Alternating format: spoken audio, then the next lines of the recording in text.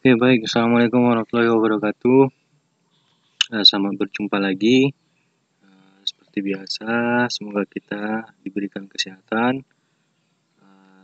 dan tetap semangat untuk melaksanakan pembelajaran secara online. Baik, nggak usah lama-lama intronya, ya. Langsung saja kita masuk ke dalam teknis pengambilan gambar untuk mata pelajaran teknik pengolahan audio video kelas 12 SMK. Nah, di dalam teknis pengambilan gambar itu ada beberapa kategori, ya. Yang pertama itu adalah ukuran bidang pandang, kemudian yang kedua ada sudut pandang, dan yang ketiga adalah pergerakan kamera. Nah, itu nanti akan kita bahas satu persatu. Yang pertama yang akan kita bahas adalah ukuran bidang pandang pengambilan gambar bergerak, ya, atau pengambilan gambar video gitu ya. Nah, yang pertama itu ada extreme long shot atau disingkat dengan ELS. Nah, apa itu extreme long shot?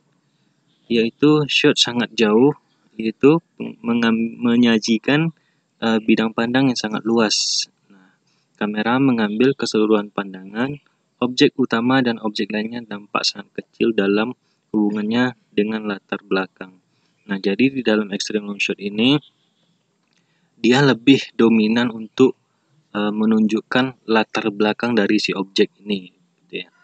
Jadi tidak terfokus kepada objek utamanya. Berarti di sini adalah objek. Misalnya kita ngambil orang, itu adalah orangnya tampak kecil, sementara latar belakangnya lebih luas, gitu ya. Itu adalah extreme long shot. Nah, kemudian ada long shot. Apa itu long shot? Long shot adalah teknik pengambilan gambar yang shotnya sangat jauh. Nah, menyajikan bidang pandang lebih dekat dibanding dengan extreme long shot. Nah, objek masih didominasi oleh latar belakang yang lebih luas. Nah, hanya sedikit perbedaan antara long shot dengan extreme long shot. Namun, sama-sama mendominasi latar belakang yang luas.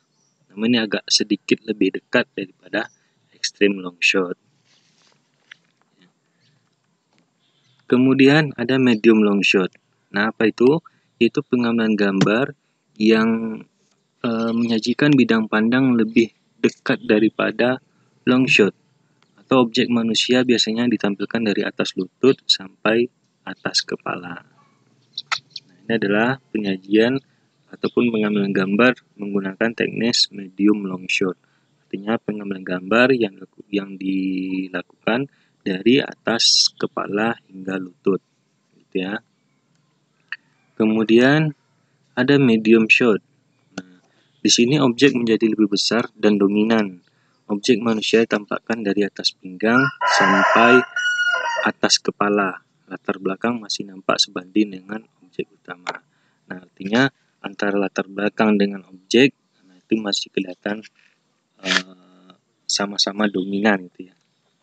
Artinya masih sesuai antara objek latar belakang dengan objeknya.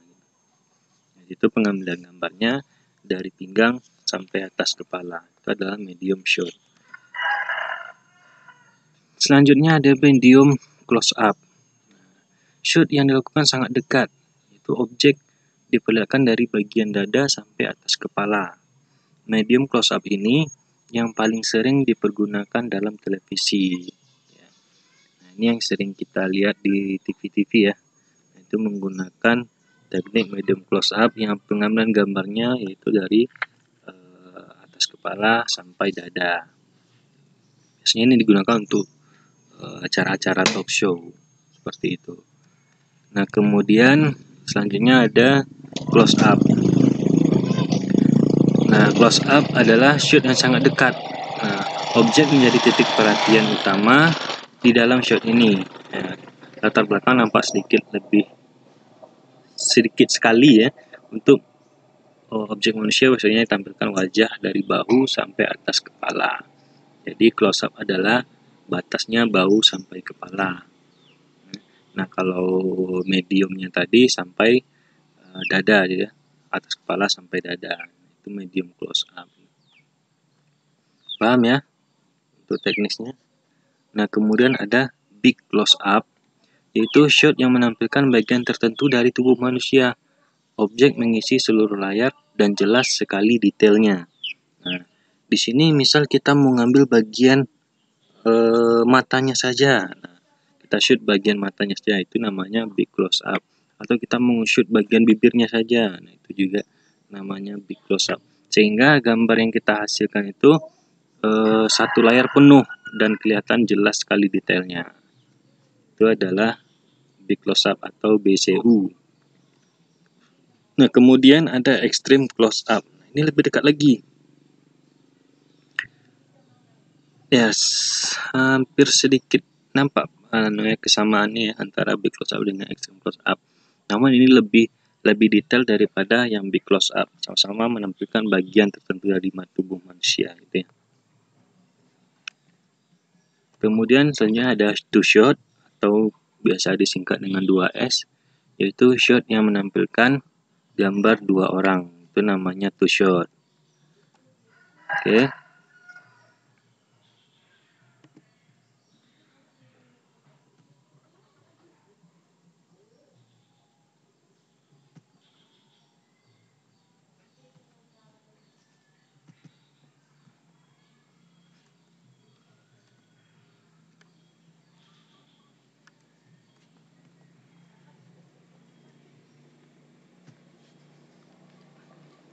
Nah, selain dari ukuran pengambilan gambar, nah juga ada yang namanya sudut pandang dalam pengambilan gambar. Nah, di antaranya itu ada top angle, kemudian high angle, eye level, kemudian low angle, dan frog eye view atau worm eye. Nah, ini bisa kalian lihat sendiri di presentasinya di slide-nya. Ya, top angle. Nah, penjelasannya apa top angle, high angle, eye level, low angle, dan frog eye. Nah, mari kita lihat. Check it out. Nah, eye level. Eye level ini disebut juga pengambilan gambar yang sejajar dengan mata tokoh, gitu ya. Tingginya itu sama dengan mata tokoh. Itu adalah pengambilan gambar yang disebut dengan eye level. Secara psikologis, angle ini menganggap sejajar para tokoh. Nah, jadi kita ngambil gambar sejajar dengan mata, itu namanya eye level. Itu ya. Nah, kemudian yang kedua adalah high angle. Apabila tinggi mata tokoh atau suatu benda lebih rendah dari lensa kamera, dan pada variasi paling ekstrim disebut bird eye view atau top angle. Nah, secara psikologis angle ini menganggap rendah tokoh. Dari high angle ini nanti akan menghasilkan objek yang sedikit kecil ya, untuk high angle. Nah, ini bisa kalian lihat gambarnya ya, atau top angle atau bird eye view. Nah, ini sehingga objek itu tampak lebih kecil, atau bisa kita sebut juga dengan mata burung, bird eye view, sesuai dengan penglihatan burung. Atau sekarang kita bisa pakai drone gitu ya. Ini adalah gambar dari top angle atau bird eye view. Nah, selanjutnya ada low angle. Nah, apabila mata tokoh atau suatu benda lebih tinggi dari lensa kamera, dan pada variasi paling ekstrim disebut frog eye view atau worm eye view. Nah, di sini nanti akan menghasilkan gambar yang lebih besar ya.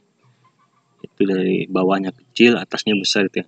Nah, di film-film kebanyakan menggunakan teknik ini untuk membuat efek seolah-olah dia adalah raksasa. Nah, seperti itu.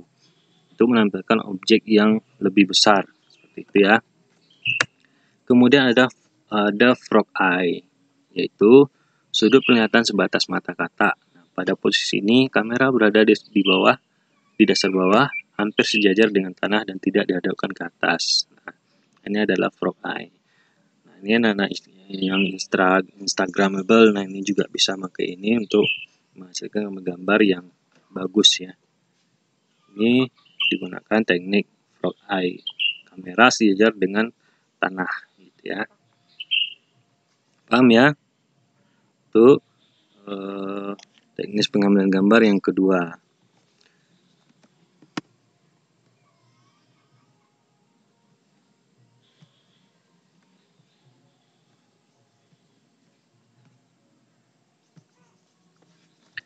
Oke, kita masuk ke teknis pengambilan gambar yang ketiga, yaitu adalah pergerakan kamera. Ya. Tadi ukuran sudah, kemudian sudut pandang juga sudah. Nah, sekarang kita bahas tentang pergerakan kamera saat pengambilan gambar bergerak ataupun pengambilan gambar video gitu ya. Nah, diantaranya itu ada panning. Nah, ini sudah kita bahas tadi ya, panning bukan pening kepala ya. Panning, kemudian ada tilting, kemudian ada tracking, grabbing, pedestal, arch, dan zooming. Apa itu panning? Panning adalah gerakan kamera secara horizontal ataupun mendatar dari kiri ke kanan atau dari kanan ke kiri. Nah, kalau dari kanan ya, itu kita namakan yang memutar ke kanan itu namakan pan right, sedangkan sebaliknya adalah pan left. Pan left atau pan right gitu ya. Pan right adalah kamera bergerak memutar ke kanan, sedangkan pan left kamera bergerak memutar ke kiri. Kemudian pergerakan kamera yang kedua adalah tilting. Adalah gerakan kamera secara vertikal, mendongak dari bawah ke atas atau sebaliknya. Nah, tilting terbagi dua, yaitu tilt up dan tilt down. Nah, tilt up itu pengambil gambar dari yang mendongak ke atas, kemudian tilt down yang mendongak ke bawah. Itu adalah tilting. Pergerakannya secara vertikal, sedangkan panning pergerakannya secara horizontal. Selanjutnya ada tracking. Adalah gerakan di atas tripod atau dolly, mendekati atau menjauhi objek. Nah, di dalam dolly juga terbagi dua, ada dolly in, ada dolly out. Nah, dolly in adalah mendekati objek, sedangkan dolly out menjauhi objek. Ya. Dolly itu sejenis penyangga kamera juga ya. Biasanya kita bisa jumpai di studio. Itu adalah dolly, ya. Bukan nama orang ya. Selanjutnya ada grabbing. Apa itu grabbing? Ialah gerakan kamera secara lateral atau menyamping, berjalan sejajar dengan subjek yang sedang berjalan. Nah, ini adalah teknik grabbing.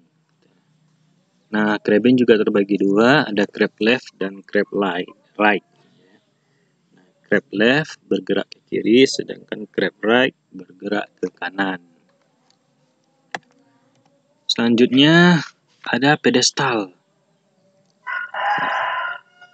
Pedestal adalah gerakan kamera di atas pedestal yang bisa dinaik turunkan. Nah, sekarang ini banyak digunakan Portajeep Traveler. Nah, ini bisa kita jumpai di video atau kita juga pernah melihat di TV-TV ya, di stasiun TV yang memakai ini gitu ya. Nah, pedestal juga terbagi dua, ada pedestal up dan pedestal down. Nah, sedang pedestal up adalah posisi kamera dinaikkan, sedangkan yang down-nya adalah posisi kamera diturunkan. Selanjutnya adalah arch, yaitu gerakan kamera mengitari objek dari kanan ke kiri atau dari kiri ke kanan, gitu ya. Mengitari objek, ya. Artinya kita memutar objek yang diam ataupun mengitari objek yang diam, sehingga nanti searah jarum jam ataupun berlawanan jarum jam ya. Mungkin kalian bisa membayangkan bagaimana bentuk pergerakan dari arch ini, gitu ya. Selanjutnya ada teknik zooming. Adalah gerakan lensa zoom mendekati atau menjauhi objek secara optik dengan mengubah panjang fokal lensa dari sudut pandang sempit ke sudut pandang lebar atau sebaliknya. Zoom in mendekatkan objek dari long shot ke close up, sedangkan zoom out menjauhkan objek dari close up ke long shot. Dan pedestal down. Nah, jadi zooming ini berbeda dengan tracking ya. Nah, kalau tracking itu kitanya yang jalan gitu ya. Kitanya yang jalan mendekati objek, sedangkan zooming kita hanya menggerakkan lensa zoomnya saja. Artinya kita posisi diam sementara lensa zoom yang kita gerakkan gitu ya. Nah, jadi hati-hati di sini antara zooming dengan tracking. Gitu ya. Itu ya.